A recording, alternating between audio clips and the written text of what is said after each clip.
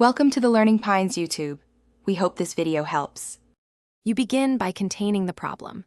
Shut off main water and any appliance valves so no fresh water drives sewage into the basement. Next, plug floor drains and the nearest cleanout with a rubber cap or heavy towels to keep backup from spreading.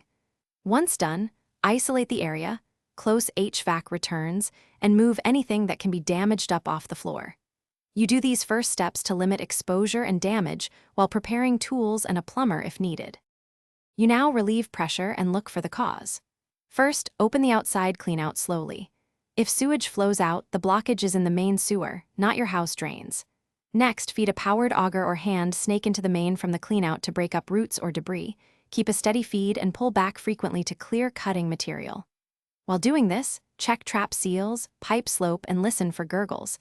These clues tell you whether the obstruction is local, in the lateral, or municipal. You finish by restoring safe conditions and preventing recurrence. After clearing, disinfect all affected areas with a bleach solution and run fans and a dehumidifier until fully dry. This prevents mold. Install a backwater valve or replace a failing trap to stop future backflow, and make sure cleanouts are capped.